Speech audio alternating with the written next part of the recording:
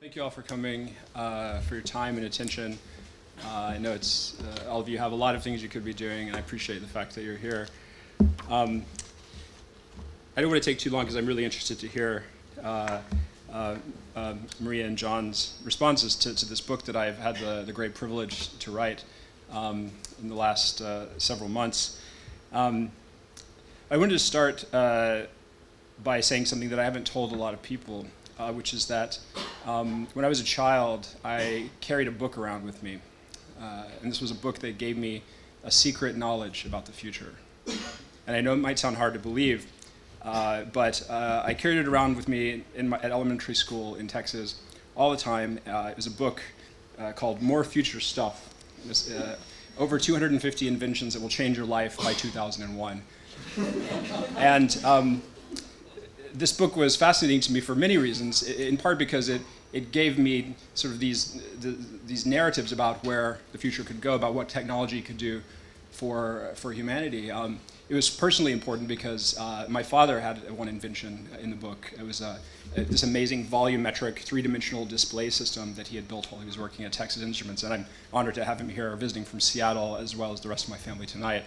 But you know, the things in this book, it was fascinating because, you know, some of the projections, the anticipations of future technology, the book, it got right. So things like self-parking cars, or the smart telephone, or smart lighting systems. You know, I think they anticipated that it would happen earlier than it did, but they were right. There were other things that were not quite as on the mark. The robot bartender was one of the predictions. Floating furniture, I'm still waiting for that one. Hangover-free wine, I'm definitely waiting for that one. So I wanted to start here because I want to anchor this in a deep conviction I have about the potential and the power of technology to make our lives better. If technology exists for anything, to me, it is to help us do these things we want to do, to help us be the people we want to be, to reach these heights of the human experience that to me is sort of almost the essence of the human condition, kind of going above and beyond where we are. And so this is kind of where I start. And so the narrative I had always kind of just assumed it was more technology is good, more information is good. But if you fast forward a couple decades from elementary school and me carrying this book around sort of like a geek, I'm working at Google, and I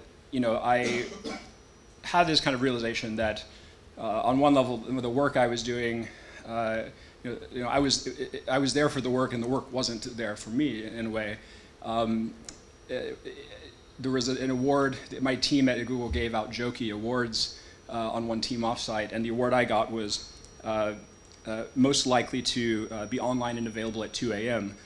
And so there was this incapacity to kind of unplug, and I would sit there at night in the office, and the smart lighting systems would turn off because they thought no one was in the office, but I was still there with this glow of a monitor glowing in my face. And I think in the same way, I kind of had this realization that in a lot of ways technology, these information technologies that we were starting to carry around in our pockets now, were not there for us so much as we were starting to be there for them. There's a quote by James Thurber where he says, there are two kinds of light. There's the glow that illuminates and the glare that obscures. And I think this is it gets something about kind of the tension, one of the central tensions of the information age, is that for all the great things that our technologies do for us, help us keep in touch with people, help us find information that we want to find, it can also get in the way. It can also, the glare of this light can also obscure. And so I had this realization that, and I didn't know how to articulate it at the time, that there was something happening as regards human attention, that we had not taken into account some central human consideration in the design of these technologies. The UX, the user experience team at Google, their motto is focus on the user and all else will follow. It always seemed a very Cone-like maxim. But I realized, the technology industry in the design of these things, we weren't focusing on the whole user, just kind of a slice of the user. And so that's what led me to go into these questions deeper, to study the ethics philosophy of technology at Oxford. which I've been lucky enough to do for the past several years. I recently finished, I did my defense and had our first child in the same 24-hour period. That's another story. We can talk about it later if you like. But one day, one of my friends who's doing a history at Oxford, a history DPhil at Oxford, Ernesto Oyarbide, I don't think he's here tonight. I wasn't able to be here, but he said there's this prize that you should apply for. It's you submit a 3,000-word essay, and the question seemed fascinating to me. It was, are digital technologies making politics impossible? And it was very relevant to the things I'd been thinking about. And so I submitted this essay, and I was honored and heartened to have won, and to have had the opportunity to take these ideas that I'd been thinking about for a few years and take them in the direction of politics, especially in the political climate of the last year and a half or so. The book that you see before you is the culmination of that effort. It's just enormously fulfilling and heartening to see it finally come to fruition. But it wasn't my effort alone. There's so many people that have helped me do this, and if I were to thank them all, it would take far beyond the 20 minutes, which I'm probably a fair way through already. But from my friends and colleagues at Oxford, my family, obviously, my colleagues in the Time Well Spent community, a number of other people, the team at Cambridge University Press, the Kaddish Prize Foundation, the group at CRASSH here, Cambridge University Press. So there's so many people whose efforts really helped this become a thing. So my name is on it, but there were a lot of people involved. So I'm deeply appreciative to everyone who has helped this become a reality. What I wanted to kind of do with the rest of my allotted time here, I guess, is just kind of comment on what I think this book can do now that it's out. Because I think one thing that's interesting is between a year ago and now, the conversation about digital technologies, the way that they enhance or don't enhance our well-being, that they help or don't help democracy. These questions that were, I think, in the background for a while have really been pushed into the foreground. And part of that is the sort of political tectonic shifts that have happened in the last couple of years. But I think there are some other realizations as well. And so what I've been thinking about the last few days is, what role can this book play, given how far that conversation has progressed throughout society? I think one thing that it can do is really almost serve as a course correction in helping us keep our eye on attentional questions where we might want to sort of go back and talk about these issues in terms of their informational nature. So as an example, the recent Cambridge Analytica and Facebook situation, where the initial problem, it started as an issue of election meddling, of propaganda, of persuasion, but at some point it became a problem of privacy, of data management, data protection. And so I think it sort of illustrates the fact that we don't really have a good language still for talking about these issues of attention and persuasion from an ethical or political level. And we sort of resort back to those modes of discussion that seem easy to us, that we already have a language for. I think one of the things I was trying to do with this book, maybe it's the undergraduate English major in me, but was focus on the language that we use to talk about technology, which I actually think is really important. But one thing this book is trying to do is take this idea of attention and distraction and see, can we stretch it out and really have it cover kind of the domain of the human will. So not just think of attention in this moment, but attention over longer periods of time, or attention being sort of our deeper capacities or capabilities in life. So I think there's a kind of a role that maybe it can play in helping evolve the language we use to talk about our relationship with technology. And then I guess a third thing that I would hope the book can do, even in some small way, is to spark ideas in those of you who read it for your work, your research.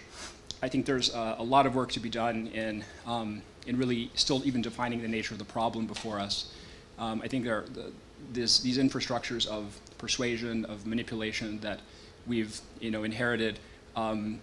don't really have a precedent in human history. Never in history has one person or one company been able to shape what 2 billion people are thinking on a day-to-day basis. We don't even have a word for this. It's like more than even like a religion or a nation state or even maybe a language. So I think that there are deep questions as regards the language and kind of the philosophy, ethics of all of this. So to the extent that it can spark ideas, directions for further research, that would be a very heartening, I think, output of this book. I guess in closing, I would just say, like, people have been asking me lately the question, are you optimistic or pessimistic about the way that technology design is going?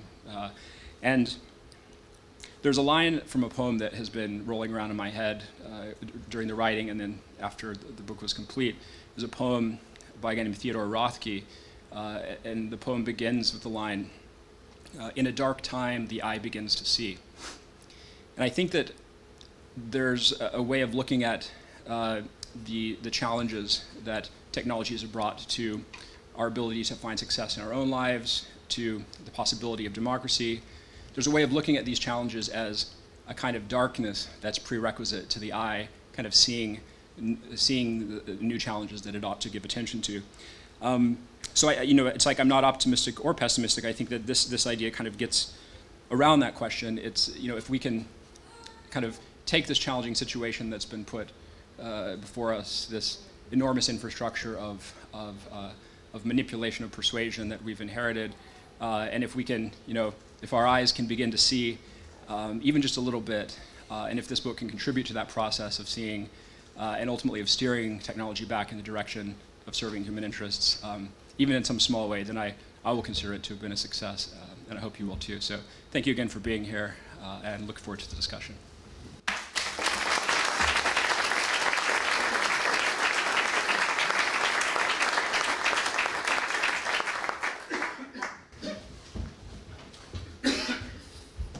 All right, good evening, folks. Well, we have here an interesting variation on the developer's remorse phenomenon. You may have noticed, if you follow these things, that in recent times we've seen an interesting phenomenon, which is very rich techies saying things like, "Oh my God, what have we done?"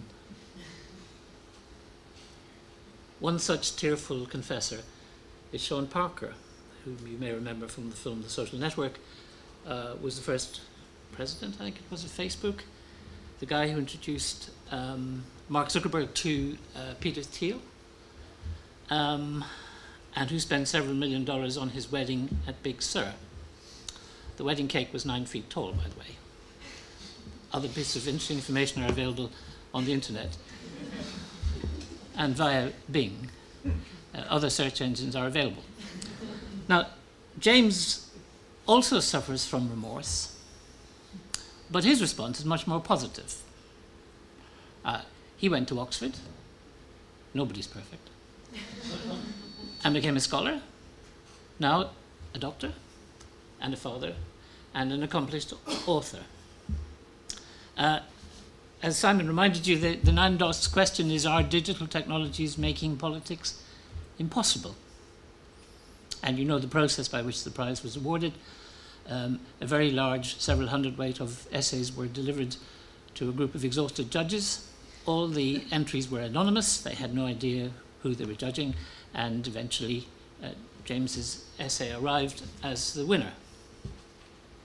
Then came the hard part, which is instead you have to write a book in 6 months, which he has done, and I think that's quite something, especially when other things are going on in your life, as he has remarked.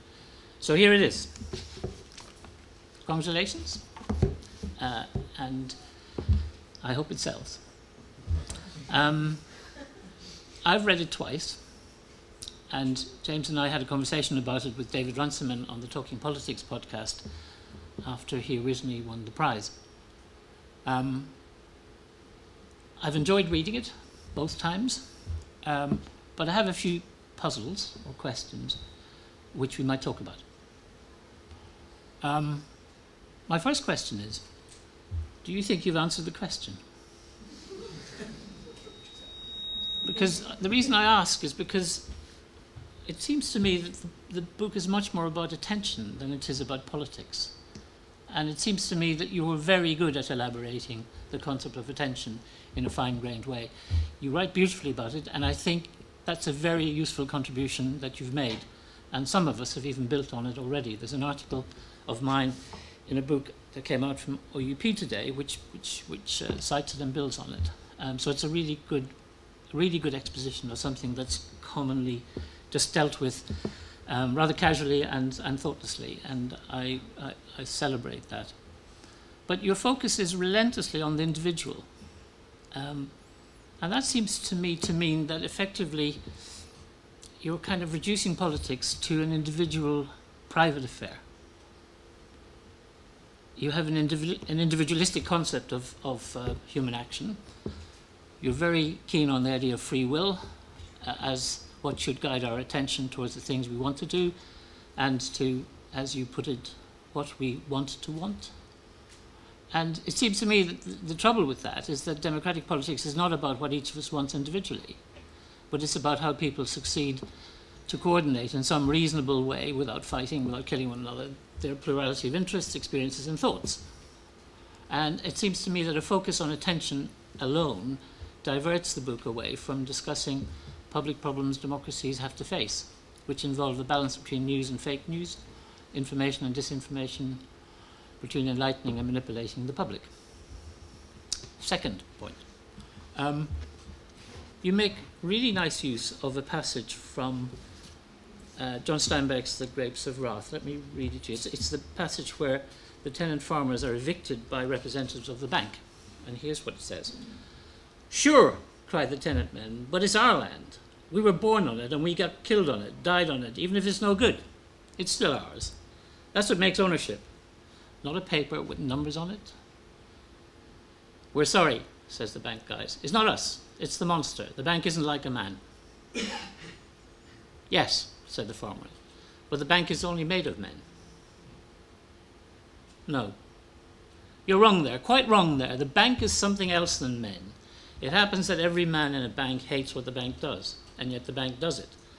The bank is something more than men, I tell you. It's the monster. Men made it, but they can't control it." Now, the bank in Steinbeck's novel is the monster.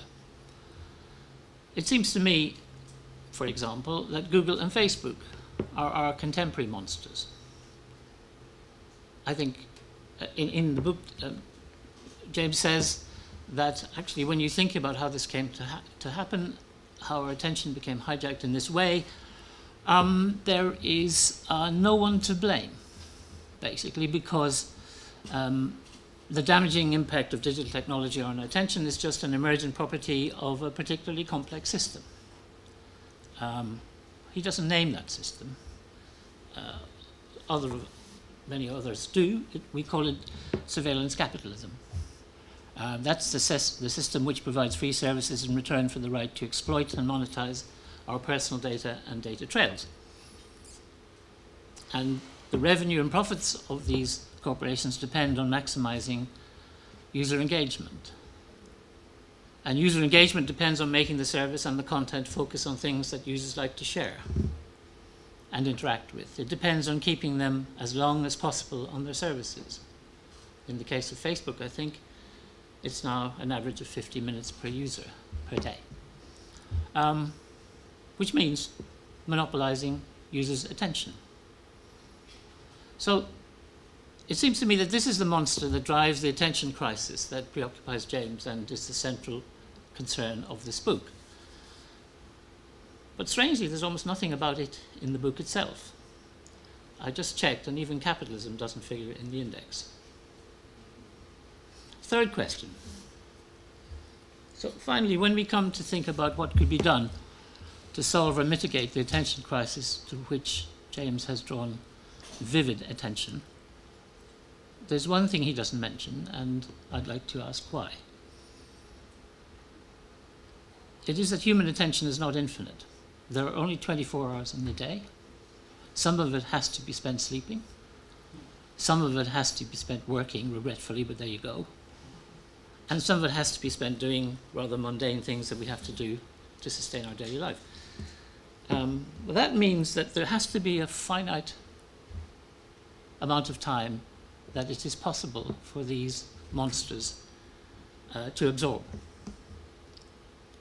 Which means, given that they have to keep expanding their revenues and profits and the levels of human engagement, that eventually are they not going to come kind of to a halt? This thing cannot go on forever. It's not an infinitely, it's not an infinite, our attention is not an infinite resource. It has to be finite. And so in a way, the strange profit motive that drives this crisis might fix itself eventually. And what I want to know is, do you think I'm being optimistic? Thank you.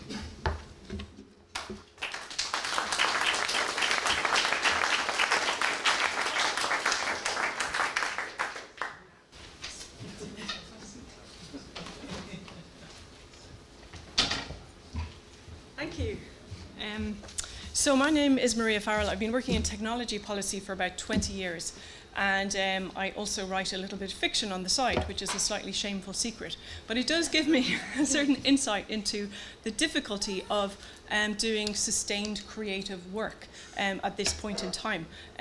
Mostly I do it by not having a smartphone anymore, which is very, very frustrating to my husband, who's constantly being told to map things, to call taxis, to all sorts of things. So it's a negative externality. But here's the things. The question I asked myself really was, James's book reminds me of the bad old days when I used to be traveling about 150,000 miles a year, working for various technology policy NGOs. And every time I would rock up to an airport, usually transiting in long-haul flights, what I would want to get at an airport is non-madly fattening food, you know, because you get all kind of bunged up.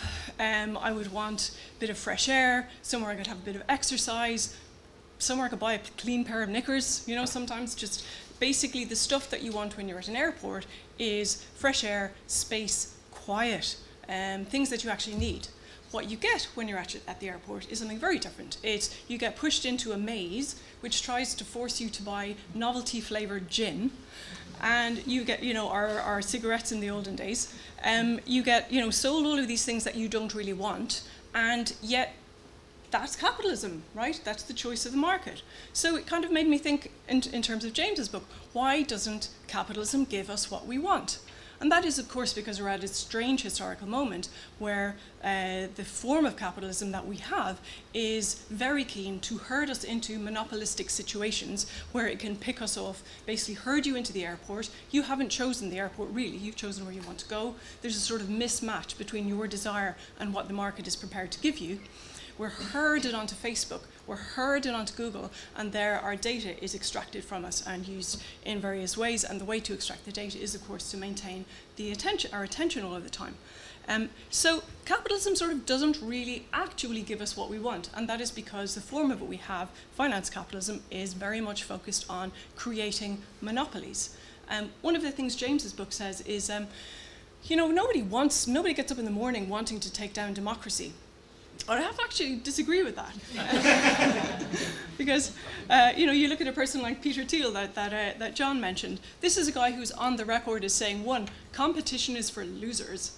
Right? The whole point of the internet and technology and platform capitalism and surveillance capitalism is to create monopolies. You know, we don't have general purpose computing devices, as James puts in his novel. We have specific devices that are a very particular point in a vertically integrated stack that is taking over the world. This is not competition capitalism. This is extractive capitalism. And so, you know, when I think about that, I think, bummer, really, because I would like to be able to pay for a service that kept me in touch with all of my friends and you know, let me share cat videos and the like, but the market is not providing that to me. Last year, I was hired, fantastic gig, by a technology NGO that was writing about the next 25 of the years of the internet. And they said, listen, we want you to write us a bunch of 500-word short stories to tell us what it's all going to be like in the future. I said, fantastic. It really, you know, I was writing a report about the digital economy in the Middle East and trying to sell open economies to Middle Eastern ministers of communications at the time. Tough sell. So this was a really nice gig. And one of the things I came up with for them was about 24 short stories. And after a while they said, look, these are great, but they're kind of negative. Can you come up with something a little bit more positive, you know, about the delight of technology and what it's supposed to give us? And one of the things we had realized doing this report was people in the global north are disillusioned, fed up, resentful, distrustful of all our devices. Whereas a lot of people still in the global south are so enthusiastic, want to have the internet, want to have technology because they see it as a mode of escaping oppression. So I came up with this story, which I'm all going to embarrass you now and read. It's a creative writing workshop. And it's about that distinction. And it's about what could we do with this technology, as James said, that many of us are in this line of business, line of work, because we love it. What could we do? What would it be if it were to feed our deepest desires? So this one is called Falling for Mishi, and it's written as if it were a newspaper article in about 30 years' time. So it starts, Mishi, is she a neutral intermediary, a digital agent, or perhaps even a guardian angel? I put these questions to Mishi's creator, Imani Arma, the Ghanaian technologist and entrepreneur. We met for an early coffee on the roof terrace of Vida e Cafe in Labone, in Ghana. I think of Mishi as a best friend, or perhaps your wiser twin, Imani says, with a slightly wistful smile. Mishi knows your weaknesses, but she doesn't play on them. She asks you simply how much you want to share. Or how little, I interject. Mishi forces the platforms to negotiate for our personal data, and for many users that means blocking its transfer. Well, Imani says patiently, there's no one-size-fits-all. Some people like to share more, some less, and we change in our preferences as we move through life. So Mishi makes the platforms listen to us. Ah, she empowers users, I say. Yes, traditional digital assistants work to keep you in their ecosystem and buy their things. Many of my friends resented their devices, Imani says. We had lost the feeling of happiness you get when technology just works. Mishi is a voice-operated interface for everything. From your TV to your social media, she talks to you like she's human. And most importantly, she's on your side. Mishi gives us the promised smoothness of technology without all the hard sell. You sound almost evangelical, I tell Imani. How did you manage to invent something that the whole world needed but couldn't actually come up with? Oh, that's easy, she smiles. People of the global north had fallen out of love with the internet. But we in Ghana still held its joy and its possibility. In the Ga language, Mishi means happiness, or even delight. I created Mishi to share our feeling of delight with the internet, and I think she has. Without thinking, I lean across the table towards Imani. I think I'm a little bit in love with Mishi, he says. Imani sits back, her hands demurely in her lap. You're not the first to feel this way, she laughs, but kindly. No one liked Big Brother, but Big Sister, we have a different kind of feeling for her.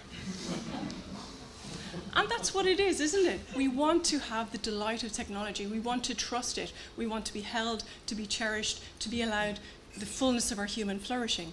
And yet, the market is just not providing that. And that, in a way, is where I come to some of the things that I didn't love so much about James's book, but although I love the book itself. The question really about the book was, is technology making politics impossible? No, it's not, perhaps, but I think in this book, it's making politics invisible. Why do I say that? I'm going to do a little bit of selective quotation, and I beg your forgiveness and forbearance.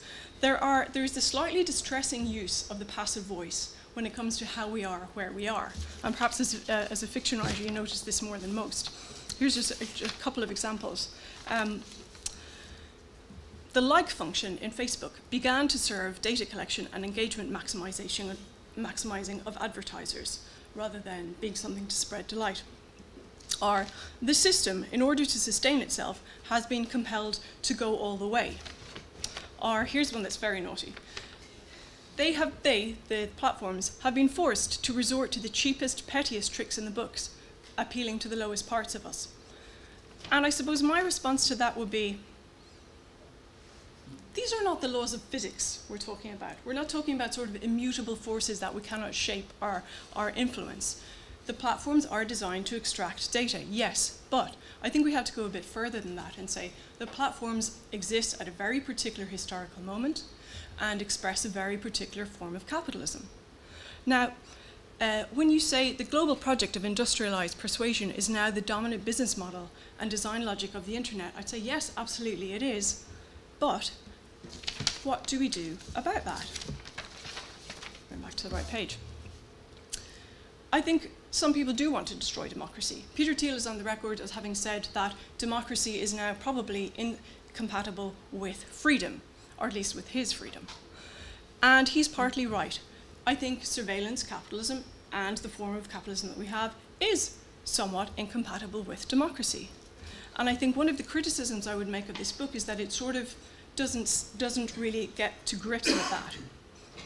The solutions to the idea of the attention economy sort of endlessly, rapaciously taking our attention in exchange for data are the sorts of things you come up with, I think, when you haven't really grasped the entirety of the problem.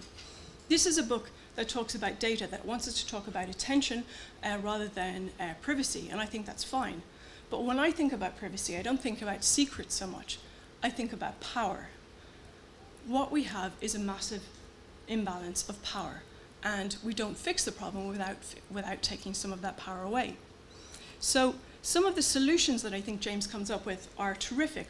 I agree, we need to use different language, stronger language to express what we mean. But when it comes to things like, well, advertisers need to improve their ethics, then I kind of go back to the sort of the passive voice. The system must operate in this way, and I think every time in my career I've ever heard people talk about ethics, it's generally been in a seminar room. It's never been in a business meeting. And that's largely because, and I'm struggling to express this in an ethical way. I teach a course, or have taught a course for the last 4 years at a British university, actually with Rosario Tadeo, who I think you know. And it's about ethics and policies of cybersecurity. We do a whole thing for the week, and at the end of the week, we sit down with the students, these are doctoral students, and we say, listen, you've been looking at these things all week.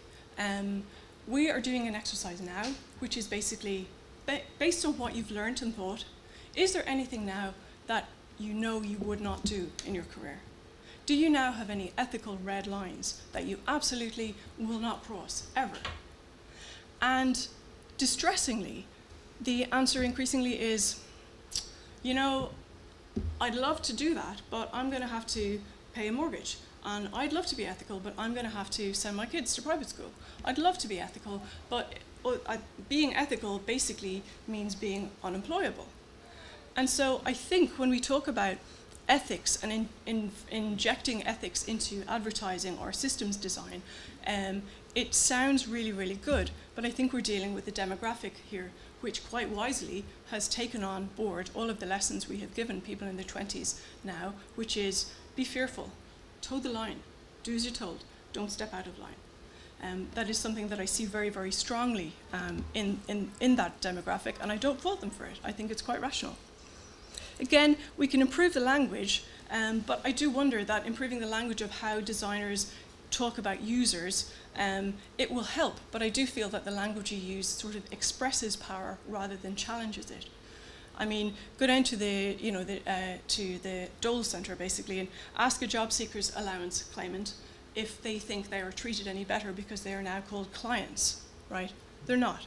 Our language evolves to paper over some of the cracks that perhaps we would rather not look at. It does not actually challenge who has the power. I'm brought back to Tony Benn's 6 questions of power. And I've done the mental exercise of asking them of Google in my mind, not actually directly of Google. And they're, who gave you your power? How did you get your power? How do we take your power away from you? What are our choices here? And when we start asking those questions, I think it looks a lot more like a much more fundamental problem that we have here, which is not just the attention economy. It's not just that Twitter's really, really addictive, although you're making a much more profound argument than that, but is that the entire system is broken.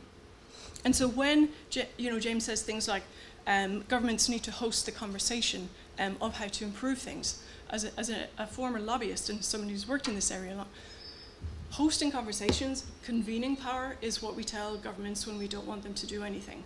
It's how we make them go through a few cycles and spin their wheels and waste their time because we don't want them to do regulation. Convening power is not why we elect governments. Coercive power is why we elect governments.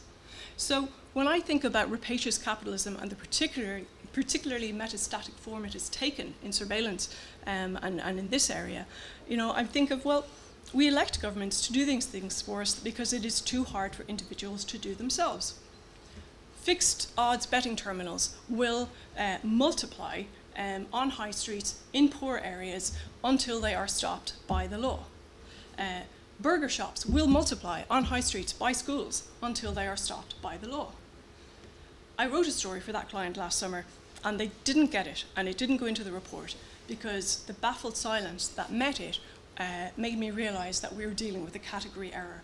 We weren't getting each other. The story, and I'm not going to read it by any means, but it was basically, imagine a world where Costa Rica, in 20 years' time, says, you know what, take this whole platform capitalism thing, we don't like it, we can see that we're a serf state, we're never going to be the people with the jobs up the pecking order, and we can see that our data is being extracted. So we're not going to use competition law. We're not going to use cybercrime law. We're not going to use all of those other forms. Actually, the kind of law the regulatory frame we're going to look at the platforms is going to be not just public health, but actually alcohol, tobacco, and firearms law. We are going to take the coercive regulatory approach that says, you know what you're doing is creating massive external negative externalities. It is costing our society dearly, and we are going to regulate the hell out of you as if you are selling drugs to our kids. That story did not find its place, and and so I'll wrap things up really by saying I think that adversarial technology is a fantastic term that James has come up with, amongst many other things, and fantastic chapter headings. I loved Clicks Against Humanity, by the way, it was my favorite. But I think we're not going to get at this by simply changing the terminology or hoping that people will change their ethics in a system which, as James says, has such hard-wired incentives that people need extraordinary amounts of moral courage, of moral imagination to surmount. I think we're actually going to have to tear this thing down. We are going to have to use coercive regulation. We are going to have to pull things apart. Public benefit corporations is one suggestion. I'd say it's a good start. Having worked for one, they tend to be more interested in their own survival rather than the benefit they're giving to the public. But really, I think, when I look at this stuff, I think, well, it really comes back to one of Gramsci's famous lines, which is, my line is, we need to look this thing in the eye and see it for what it is. Gramsci said, we need to lose our illusions without becoming disillusioned. And that is, I think, how we're going to tear this monster down. Thank you. Thank you. Well, thanks to both of you for, I think, extremely attentive reading and feedback that is really valuable, and I think brings perspectives from your own experiences that I don't have myself, and I think so much of, as I understand, the goal of the $9 Prize is to create, sort of catalyze a conversation, and hopefully that will be, this is sort of an example of the quality of that conversation and the rigor that we'll see it spark. There's so many good points. That you guys brought up. So I think, John, your point about the importance of being precise about the questions that we ask, and this question of, are digital technologies making politics impossible? I just want to, I guess, maybe say my understanding of that question was that was the kind of the thing that invited the responses, the essays, but that there was sort of more freedom to depart from that question in the writing of the book. At least that was my understanding. I hope that's correct. So my kind of I didn't have a laser-focused goal of answering that question in the book. It was more using that question in the essay submission as the basis for a kind of an exploration of this space. So just to kind of clarify that. And then Maria, I really appreciated your attention to the linguistic elements and as well as I think the importance of imagination and narrative in helping us kind of imagine the direction things could go and think through the space, as well as the realist perspective you bring about the regulatory processes and kind of what it actually takes to get the change made there. I guess a few specific things I would respond to. I think one thing that both of you mentioned that I think this is, and it'd be interesting to explore this. I think this is where I kind of differ on a kind of fundamental level from you both. Is I don't see the nature of the problem as that we're facing as surveillance capitalism. I don't see the problem as companies grabbing attention in order to capture people's data. I see data as an incidental proxy to the capture and exploitation of people's attention. And so I think that's maybe a fundamental difference in, I think it would be closer to what Georg Frank, who I think is at Vienna, University of Vienna, calls mental capitalism. So it's not a kind of capture and exploitation of our data per se. I mean, that's not the essential valuable thing. The valuable thing is what that can be done with that, which is to get us to think and do certain things.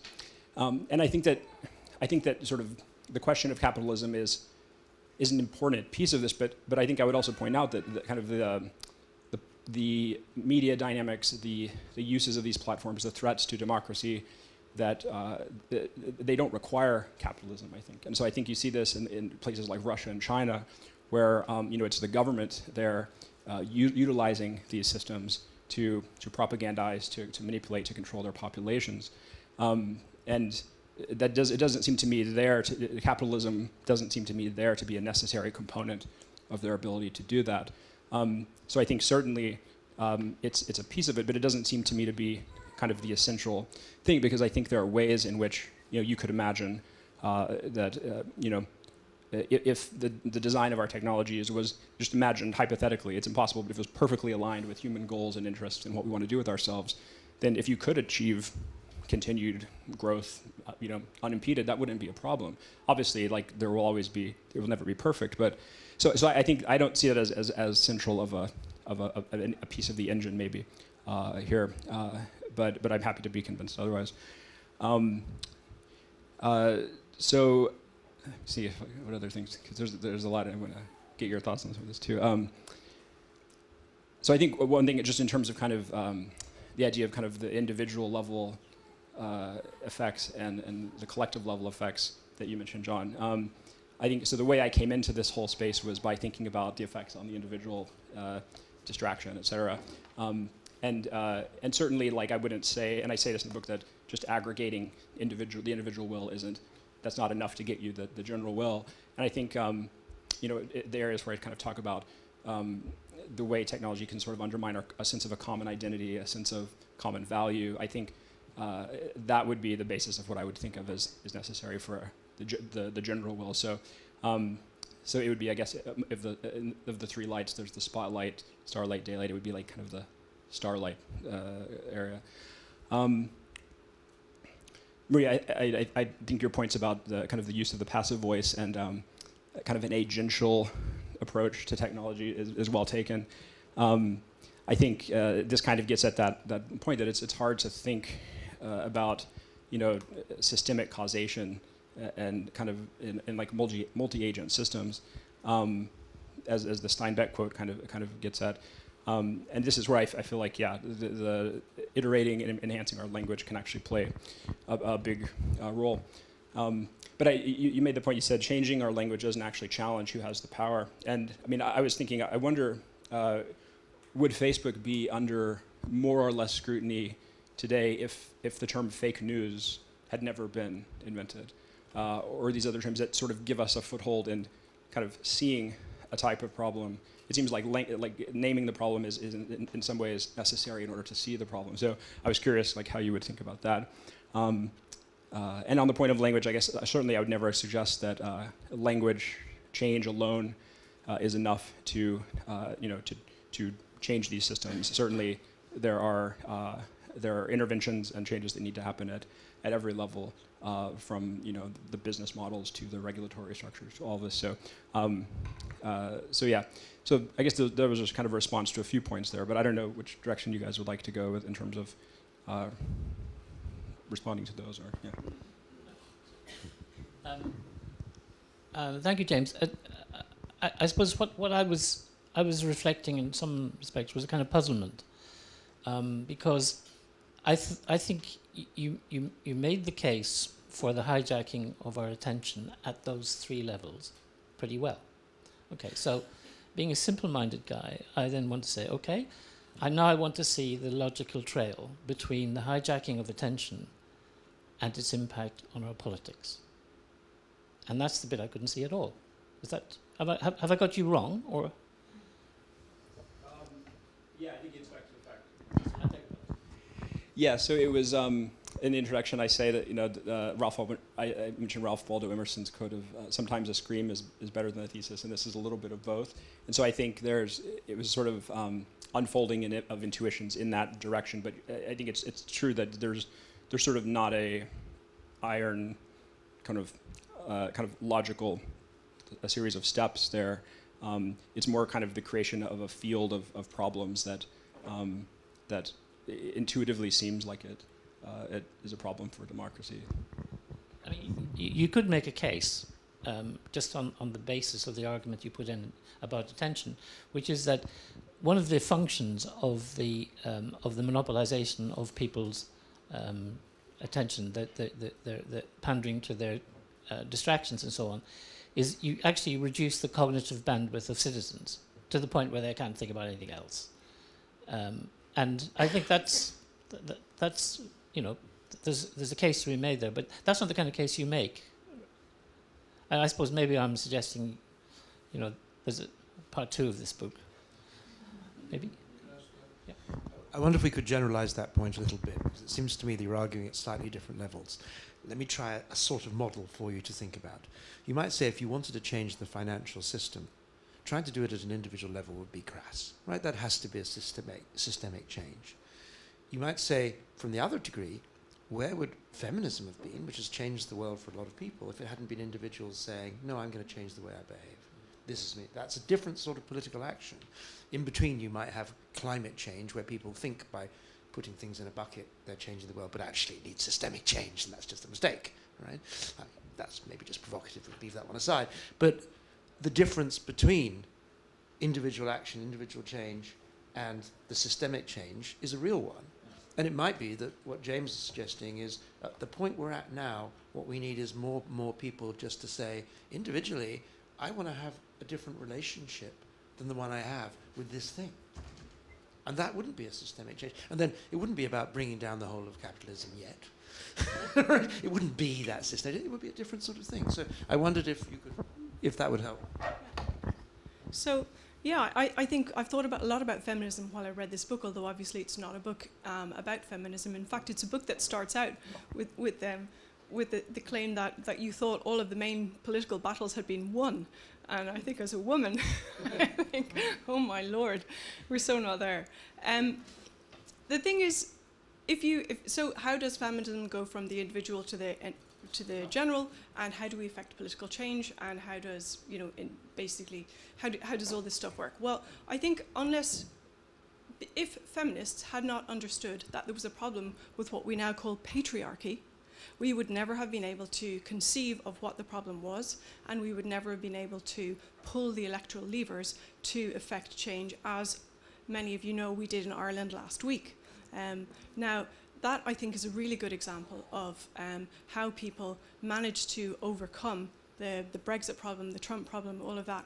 And I think if I can just go down that little, because I think it's quite illustrative, what happened in Ireland was several years of deep campaigning, of public action, of people cultivating deep ties, of gathering evidence, of making the case, and also of taking, you know, something called deliberative democracy, which rarely goes out of a politics seminar, and putting it into action in a way, in what was called the Citizens' Assembly, and making evidence available and testimony and accounts, and then pushing that further into hearings at our Parliament, the Dáil Éireann.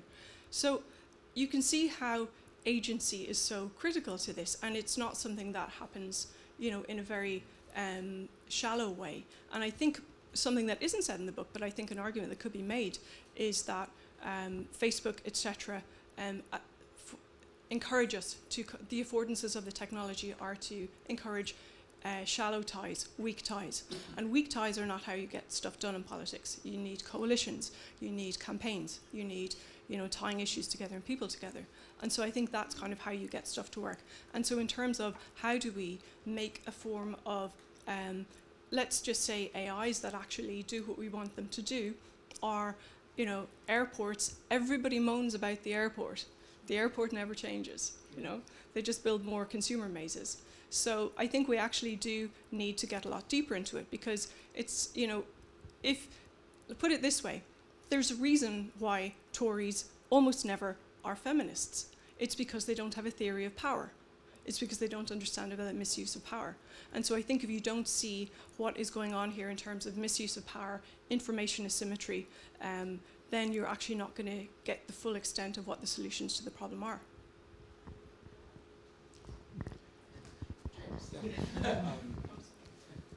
No, I'm trying to just decide which element of this to kind of. Yeah, no, I mean, I don't have any kind of particular response to that. I mean, I think I don't really disagree, I guess, with this idea that there can be change at the individual level and change at the systemic level. And I think, you know, if I were rewriting this today, given the way that the conversation about some of these issues have developed over the last, you know, year or so, even, I think I would spend more time sort of elaborating out those I don't want to say solutions, you know, but the map of the interventions, and, you know, where can we kind of really affect change. Yeah, I don't have any particular, I guess, response to that. So yeah, absolutely. Hey, so you said a little while ago about that data is sort of just not the kind of the center of the business model here, that gathering people's attention to collect their data and monetize it is the data is kind of, the data gathering thing is sort of non-central. And, you know, data is the new oil has been a complete, you know, it's been on the cover of The Economist and that. And so it's kind of a sort of a common wisdom. And I'd love to hear more about how, you know, that is perhaps not the case and how you're saying something different. Yeah, and I mean, I guess it's just not intuitive to me that data is the new oil. I mean, like, you know, if the whole purpose of collecting data then is to ultimately design a system in some way that shapes what somebody thinks or acts, it seems to me that it's sort of an intermediary kind of piece of that system. It's not the ultimate thing that is bought and sold. I mean, there are certain industries where that is explicitly bought and sold, but that's not kind of this broader economic, you know, kind of paradigm that I'm talking about, I guess. I mean, I guess, and I draw on Herbert Simon's distinction, you know, early in the book, where information abundance makes attention the scarce resource, and I think that it's just this inversion has not really been kind of, we haven't really fully taken it on board yet, and we haven't really fully dealt with it. I think we still, because, you know, if information was always the scarce thing, data was the scarce thing historically, that's sort of what we're already set up to think about managing and to give concern toward the, you know, exploitation of. But at the end of the day, it's, you know, now, you know, most data is useless. Most data that's collected is useless. And the ability of people to, you know, to really harness, you know, big data or whatever in really effective ways, I think there's a lot of overclaiming and kind of marketing pitches in that sort of area. So I just see it as, sort of being one element of this ramping up of the intelligence of the capture and exploitation of attention. there's measurement, and then there's kind of the infrastructures of experimentation, optimization, analytics, A/B testing, whatever, machine learning. So I see it as a piece of this intelligence that is just amplifying the ability to capture people's attention. So, yeah. Going back to the question about how we might, as a society, we might deal with these giant corporations. When we first met, I remember thinking, because you had been at Google, and you had left because you'd had this feeling of unease about what you were doing, I think, and you decided to become a scholar and so on. But so I thought of you as a kind of recovering optimist, perhaps. But it seems to me that one of the amazing difficulties we have in addressing this question of how to control these corporations is that for some reason we have, as societies, a kind of a really rosy picture of them. Now, I can tell you, as somebody who writes for a newspaper that doesn't much approve of these outfits and has faced the full force of their hostility, I can see very little difference between Google and Facebook and tobacco companies. And yet, the prevailing view of them in the world is that, no, they're basically good, they're cool guys, they don't be evil, all that kind of stuff. And I remember a conversation with some of the senior people from Google in which they wanted opinions from, quote, thought leaders about what we thought about Google. And I said, look, what I'd really like is if you stop treating us like idiots. And there was a puzzlement, and I said, look, here, you have this thing in your SEC filing when they went for an IPO, which said, Google's philosophy is not to be evil. And I said, you're now a public corporation, and that doesn't make any sense to me. And they said, why not? Why not? I said, look, I have 2 cats, lovely creatures. Every morning I tell them, I lecture them on the need to be kind to small mammals and birds. And every evening I come home and my kitchen is littered with bird feathers. Okay, why? Because they're cats. Okay, you're now a public corporation, and you'll do what public corporations do, which is A, obey the law, hopefully, and secondly, maximize value for your shareholders, period. So don't give us this crap about don't be evil and all the rest of it. And I cannot see why our societies have not... We don't take that view about oil companies. We don't take that view about tobacco companies. And I'm pretty sure the citizens of the United States in the 1920s didn't take that view about Standard Oil either. So there's something strange in this they're getting a kind of psychic free pass. And that's what makes them hard to deal with. No, I absolutely agree with everything you said. I think that I think part of the reason we maybe put tech companies in a different bucket mentally or give them passes is maybe because of their novelty, maybe because their marketing messages and mission statements are saying something that if you actually look at their dashboards or their metrics that they're optimizing for, it wouldn't be that. So there's kind of a very straightforward issue of corporate kind of transparency and honesty, I think, there. I'm just to clarify, I'm not optimistic about kind of just unbounded public companies in general. It's I think when I was expressing optimism, it's about what technology could do if we can sort of constrain it in the right way. And I think that constraining things at the level of whether that's business models or the nature of corporate structures or the incentives, the goals they're held to, I think that's absolutely one of those forms of constraint that's needed. So. Sorry, one more question. Well, you mentioned in the book that the problem is that we have technologies which have become antagonistic to us. Okay, perhaps not. What would technologies that are not antagonistic to us look like, and how would they be funded? Well, so one of the distinctions I make within the existing models of advertising is advertising that tries just to capture our attention, say like YouTube or Facebook, and then advertising that is supportive of our expressed intentions. So at a very low level, this could be something like a Google search query, or if you could, so basically some system where I could express my goals, like here's what I want to do for myself with myself today. Like if there had been a version of Facebook that had known I was trying to write a book and write a doctoral thesis, and it could help me do that, then I would have paid. I would have paid for that system. So I think what happens. I think today is that intentions are mostly inferred, and rather than actually asked explicitly, user intentions, which I think is problematic for two reasons. One of which is that they might be wrong a lot of the time, but the other is that sometimes being asked what your intention is provides that moment of reflection where you actually develop that intention.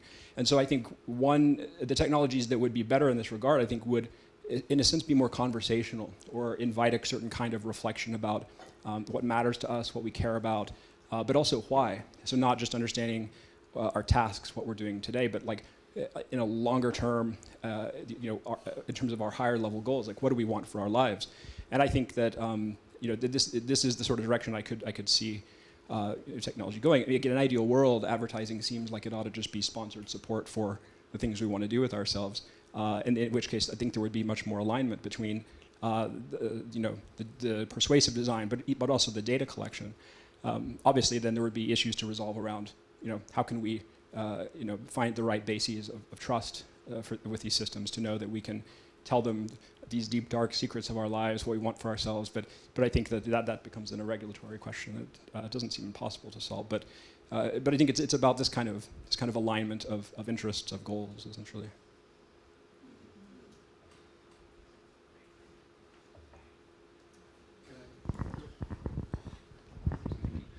I was very struck with the fact that Maria suggested that we should tear down the system. And John suggested, don't worry, it'll just run out of steam. I think the space between the two of you should be debated a little bit. Yeah, I mean, if the thing that drives, and I think you're right that at the moment it does drive it, is the drive to capture as much human attention as is possible, then first of all, the history of advertising is useful in that sense. Tim Wu's book is very helpful in that respect because we've been to this before. As the battle to maximize user engagement intensifies, then the ways in which these corporations will do it will become more and more intrusive. But the fundamental thing is that in the end, we're not going to get to a world in which people spend 7 hours a day on social media.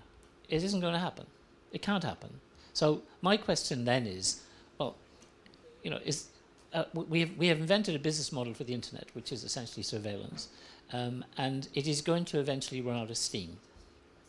And then what happens? So that's the reason for thinking that in the end, it'll go away. The only problem is that, as Keynes said, in the long run we're all dead. And you have a point in the book where you talk about, I think it was the Roman idea of when somebody is leaving somebody with, even when you strip them of all their possessions because of a fine or something like that, you leave them with the means for sustenance. And then you say, maybe that's what we have to get to in relation to attention. Is that right? That seemed like a really desperate, a sort of a counsel of despair. Yeah, so the concept is this, it's called the benefit of competence, which in Roman law, if you owed somebody money and you couldn't pay it, there was a certain set of your possessions that couldn't be taken from you, your tools, the things you need to, your clothes, whatever you need to kind of go about your day-to-day life. And what I say is, from a kind of attentional point of view, could we define a benefit of competence, like a point below which it could be a sort of point of no return? It would be hard for somebody to kind of bootstrap themselves back from that point, whether individually or kind of at a societal level. I don't say that we need to kind of aim for that point. I think it's more about saying, given that we kind of see this gradual erosion of these, the quality of our political life and the ability to kind of find success in our own lives, like at the very least, that's like sort of the minimum viable product, I guess, the minimum viable mind in a sense. It seems like it would be useful to sort of define what that would be. If there is a point of no return, we should know what it is. Not that we should try to stay there and hover around that, of course, but but we should at least try to know if we've passed it or not, I guess, was the idea.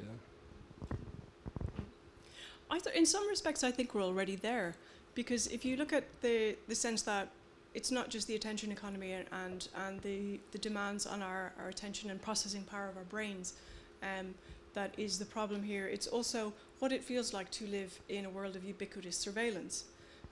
So I gave a talk at the Royal Society last year about how do you do sustained creative work and how do you develop radical political ideas in a world where, as far as you're concerned, Google, if you're a journalist, is reading your emails.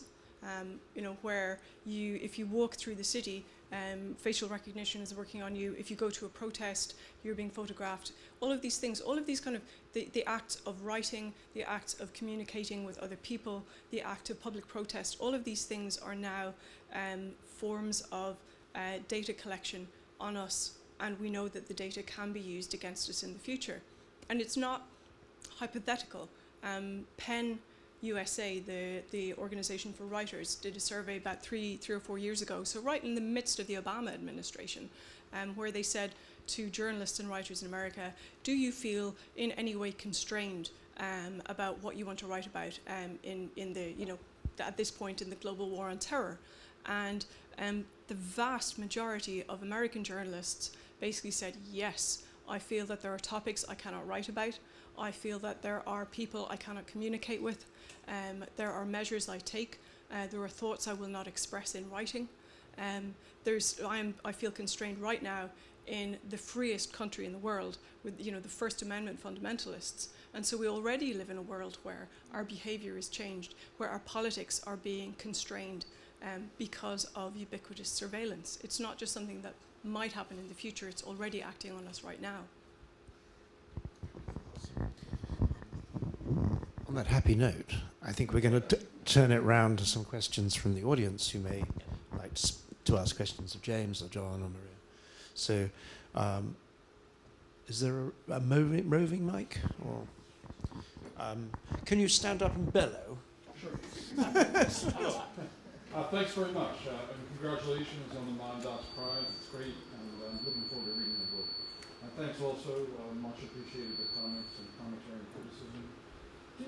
I just have a question, and it's to all three of you. Do you think maybe the data and the surveillance thing is a little bit overhyped? I mean, data, it's centuries old data use. Direct marketers used to use it all the time based on credit card spending and habits and things. And I know that the scale's quite different now. The scale's bigger. But okay, maybe CCTV cameras followed me all over Cambridge today, but nobody cares. Nobody's looking. Are we kind of making a myth out of this, like a little bit of a paranoid myth out of this thing, like everyone's watching everyone? There isn't enough attention to that. So why be paranoid about it? I'm sorry, James, so we've got to cut in here. You, like me, are a clearly, white, middle-class presenting person. We are not going to have any problems with this for a considerable amount of time. If you are near where I live and you're a black boy in Brixton, yes, you will have problems. You will be stopped. This surveillance fundamentally changes the relationship between the individual and the state, and it takes power from the individual and it gives it to the state. I do think that in societies where there is accountability, where the people are the government, I do think that these questions of data collection and surveillance are overhyped. I think because we have a well-developed set of concepts and the language for looking at it, talking about it, and we've done so for so long, and because the problem of attention, kind of exploitation, of manipulation, of whatever that term is we don't have yet, is so new. It's a fundamentally new type of power. I think that your point, I don't know what surveillance means if it's not that someone is giving attention to something about me. And it's well embodied, by the exasperated cries of, Obama is listening to our phone calls, this kind of thing. I just don't know what surveillance means unless it's someone is giving attention to. I think there's an opportunity to actually reconceptualize a lot of these questions of data in attentional terms. And I have some intuitions about that, but I don't think there's a project of that yet. But another thing I would point out, though, is that knowing something about a person is the basis for acting wrongly for them, or can be, but it can also be the basis for acting rightly toward them. And I think in a way, there's the kind of leverage that if these companies have various data about our lives and our behaviors, there's the leverage that gives us in saying, okay, you have this now do something good with it. And not to be sort of, wearing rose glasses about the possibilities for their use of it or regulatory reform or anything, but I do think that, I remember one of the very first Google conferences I went to when I just joined the company, and this is just an example that comes to mind. There was something about, somebody had asked, well, why was the time between keystrokes in search queries being measured? And somebody said, well, if you look at that over decades, it can be an early indicator of the onset of Parkinson's disease. And so I think that there's a whole positive sort of possibility for the collection of all this data that we could advance. And in some cases, I think we have a moral obligation to collect data. This is where I think, if we're telling systems what our goals are in an ideal, world, I think it does bump up against this question of privacy, because, knowing more about a person, you can actually, help guide their life toward what they want. So I think it's more about ways in which we shape the system of that sort of defines what is done with this knowledge, this information, this data. I don't think it's, in my mind, it's hard to get really worked up about sort of just the mere fact of some data collection itself. Thank you very much. I have so many questions, but I just want to ask 3, and I will try to do 3. That's 1.5. But okay, I will start and just interrupt me. There are a lot of people who want to speak. So. But just interrupt me if it takes too long. So the first question I asked myself when I was listening to you is, if you talk about politics, what do you understand as politics? So that's just like a definition.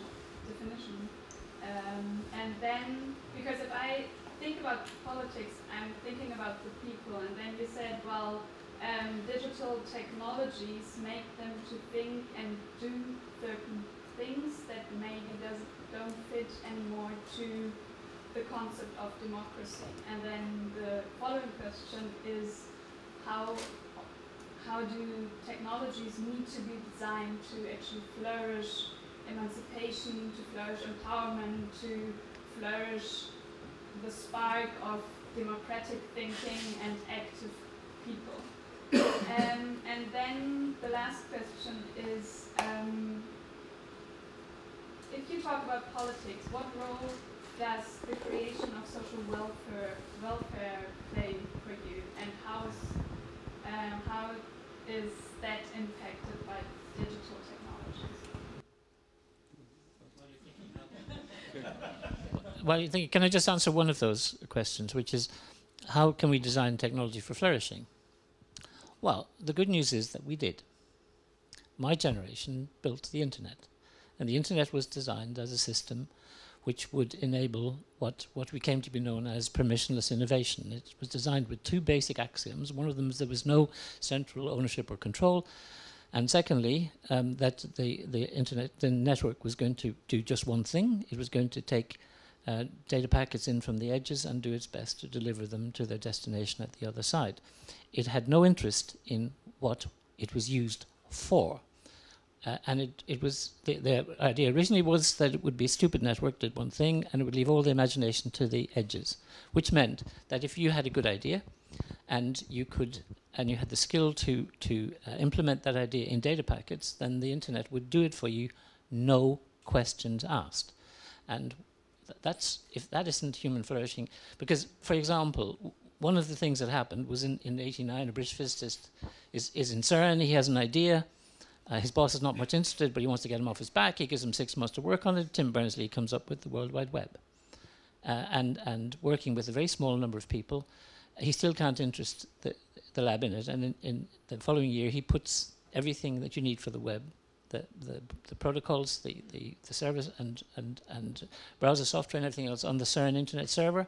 and you get the greatest transformation in our communications environments in Gutenberg.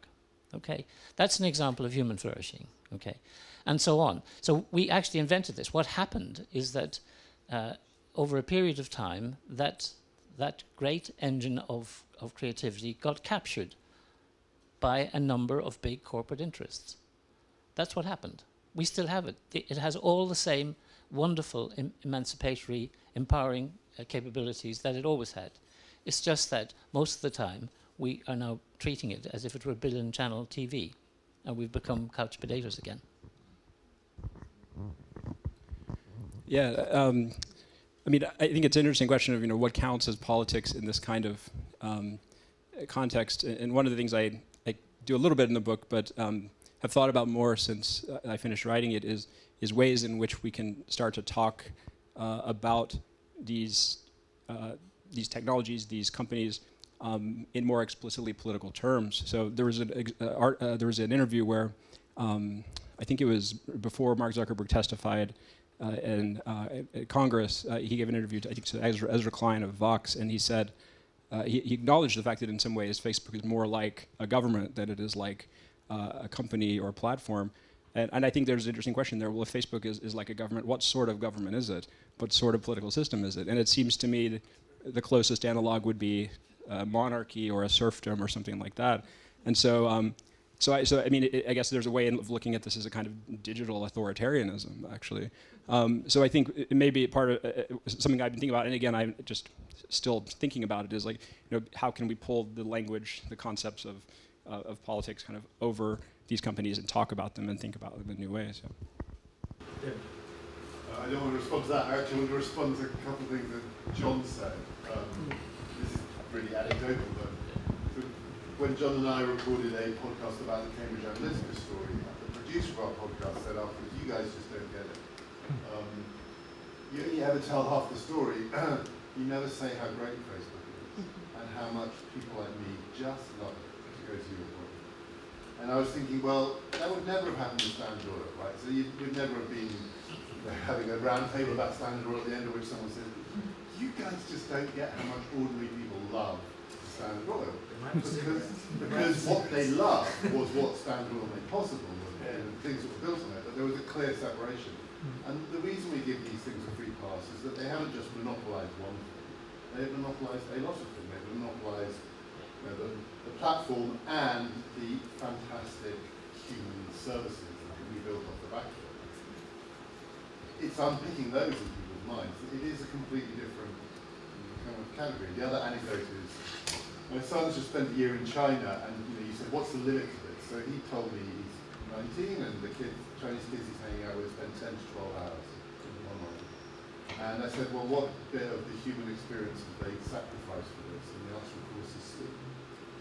And in my more dystopian moments, I think you're wrong, right? Because the human experience is more plastic in the 21st century. And we may find over time that some things that we took for granted as part of the natural condition start to shift. I think there's a long way we can go down that road. Crikey. I think just on that point, I would point out that I think I used this quote in my book. The CEO of Netflix said a little while back that in addition to Snapchat and Facebook, one of their competitors was sleep. So it's not just growing the share of time that you have, but actually increasing the share that's available. So I can channel someone. You don't get how much people love Netflix. Including me. I mean, I think it's true that critics of the technology, like me, tend to underestimate the benefits it gives to so many people. That's why, I mean, for example, with the Cambridge Analytica scandal, the surveys in the United States after it suggested not only that did Facebook use in the United States go down, no. For 50% of those responded, they said they were using it exactly the same, and 25% said they were using it even more. So well, there you go. But that means that these companies pose, and there's no question that Google, for example, is a terrific search engine, although it's not as good as it used to be, and that's very valuable to all of us. Okay, so there's no question that the real problem with them is that how do you regulate corporations which, on the one hand, you think are engendering social harms, but which are, first of all, providing really useful and valuable things for people, and secondly, you're operating in a liberal democracy where you have to do this by law, because the Chinese have no problems with that at all, but we have. And it's a really serious public policy problem. You don't actually regulate drugs very successfully if you don't recognize that drugs are really, really nice. You know. Anyway. On how the internet is actually also being an alternative space for politics. For example, in the Arab Spring movement or Shahbaz movement in Southern Asia, or for example, asexual communities to come together and form an identity. So technology also enables to form identity related to citizenship and also express your disenchantment with the traditional modes of politics. How do you make sense of that? Yeah, sure. It's not within the purview of James's book, but there's a whole literature, obviously, on how does social media and the tech platforms, to what extent do they help and hinder, and it's a very mixed picture. Yes, the classic line is, yes, social media helps you to organize and to get people out, and it lowers the barriers to entry of political organization, and on the other hand, makes it, unless you match that with real world activism, it is difficult to form long-running, sustainable, effective political campaigns. So there's, there are a lot of ways you can really cut that. Papua New Guinea turned off Facebook 2 days ago, basically because they want to hit reset on their politics. So there's, and in the work I'm doing, we're working with some people from Cameroon, where the Cameroonian government has turned off the internet almost in toto in the English-speaking parts of the country because of activism there. So it's, if it wasn't so great, governments wouldn't be so interested in turning it off, and NGOs wouldn't be hiring me to try and write papers to explain to Middle Eastern ministers that it costs you money to turn off your internet. But actually we're interested in the human rights side. So it sort of works, but it's a mixed picture, but I think it's beyond the bounds of your book. Yeah, I mean, I was thinking the Papua New Guinea thing, it's like unplugging the router and plugging it back in at the country level. But I mean, I think there's a question here too about the logic for how we determine the fitness of a given way of enabling people to, to kind of politically organize. I mean, it seems like the way that has been done lately is, here's some outcome that we find distasteful, therefore there must have been something wrong in the mechanisms, the system, the process that led to this. Because the way that you were talking about it just then, I mean, people who voted for Donald Trump would say that's what enabled them to do that too, creation of new identities, all this sort of thing. So I think there's a kind of a backwards working logic in a lot of ways. The other way to do it, I guess, would be to say, here are the necessary criteria for a democratic society, the necessary types of thinking, the necessary types of interaction, deliberation, and then here are the types of design constraints that actually enable that. But it seems like we're not doing that type of, having that type of discussion. We're having more of the first type of discussion. Question of the back corner. You have to stand in bellow, I feel. Yeah. Thank you. I think I noted down that at the starting point of your presentation, you said that these companies could have missed some fundamental human consideration. This is what I wrote down. Maybe I was wrong. But I would ask you to elaborate a little more on that. So is there a kind of an anthropological idea behind that?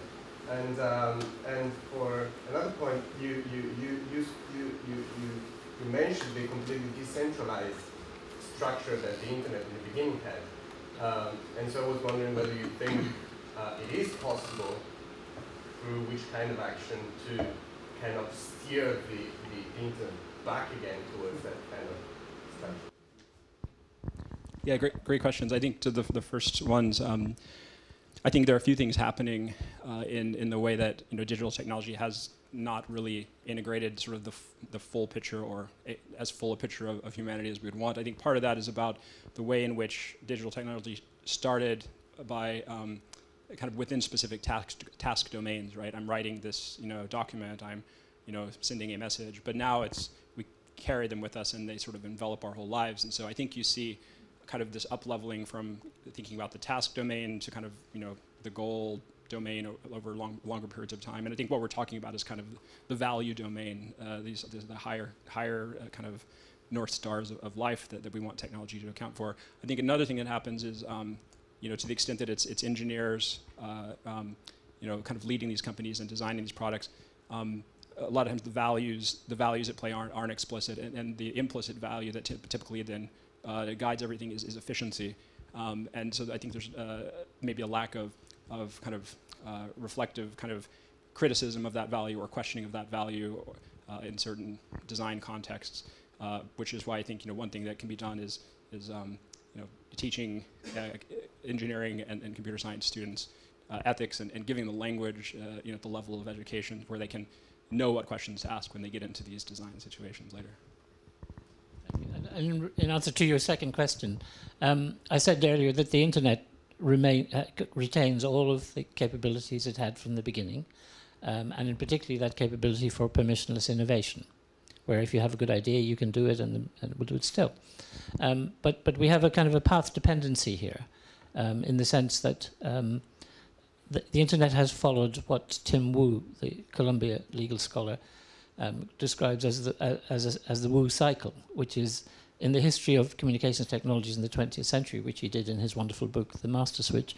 He showed that the four dominant communications technologies of that century, namely the telephone, broadcast radio, and television, and the movies, they all followed a similar cycle. They start off chaotic, creative, they encourage utopian hopes, and so on, but they're hard to use at the beginning. And then what happens is that in each case they are captured by corporate interests. And his question at the end of that book was, will the same thing happen to the internet? And the answer is, yes, it has happened. But it happened for all kinds of reasons. One of them is that most human beings are cheapskates, and they want free stuff. But whatever the reason, we are where we are. And the interesting thing about the permissionless innovation is that the first wave of it was so creative. The web, for example, could have been owned by Tim Berners-Lee, but was not. He made it free and open. And then what happened is that a young Harvard sophomore built something on it. He was free to do it. He built the platform that he built Facebook on is called the web, and he built a huge enterprise on it with 2.24 billion people in it. But he's not going to let anybody build anything on the basis of that one. So we've got this kind of path dependency and this corporate capture. That's what happened. But if people decided, well, we don't like that anymore, there's nothing to stop them actually creating the kinds of stuff that we used to create at the beginning. But whether that will happen or not is, hard to say. Please, yes, you. Yes, you. Sorry, Adam. Yes, please, Adam. So I'm making some connections between both John and Ria complained that capitalism is actually not delivering what we want or what we need. And I've just been thinking about the design perspective. I teach design classes, and I specifically teach graduate classes on how to manage attention when people interact with artificial intelligence. So that's sort of my attention is my everyday teaching material. And I've been wondering about the fact that all economic systems are based on some commodity that we describe in numerical terms. And it just occurs to me that actually the one limited resource that's really the commodity in all of our lives is the number of seconds that we have.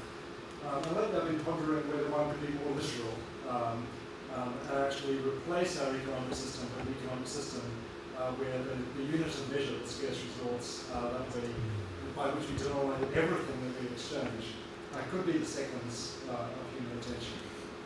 And that might result in a political economic system that was rather different in scope. Thank you. I've got news for you, Alan.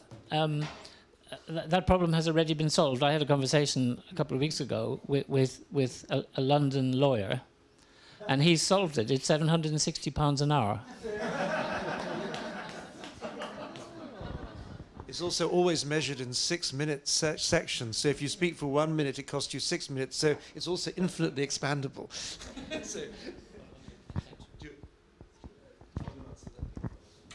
Sure. Yeah. No, it's a good question. I mean, I think there's an opportunity to advance the philosophy of attention, in the way that we've advanced to some degree lately philosophy of information, and I think there are different ways of thinking about attention. I wouldn't think of it as completely coextensive with the amount of time we have, because I think there are also forms of attention that are kind of recognition. And actually, I think even in Wealth of Nations, Adam Smith says, the reason that we get wealth is so that we can be seen as in a good light by our fellow man, so that we can people have a good opinion of us. So I think there are different types of kind of attention that maybe we sort of exchange between. But I mean, there are some people who would say that at the end of the day, attention is the kind of like all economies are economies of attention at the end of the day. If you because if that's why we kind of try to get wealth, etc. One of the strange things about technology is that it doesn't always work, and you may have noticed that this building is controlled centrally off-site, and we have no control over the air conditioning in the building itself, for which I apologize. However, that gives me a straightforward moment to say thank you to our respondents for their extremely incisive, helpful remarks, but above all, thanks for James for having done the book and presented it here. And I hope, as you can see, the idea is it should continue to promote discussion as it has. And I'm sorry to the people who couldn't ask questions now, but we'll be able to ask them afterwards. You can, as this is part of the principle of the 9 Dots Prize, download the book for free, if you wish, on the site. Or if you wish to be seen more coolly carrying its cover, you can buy a copy. I hope you will all join us for a drink and carry on the conversation. Thank you all very much.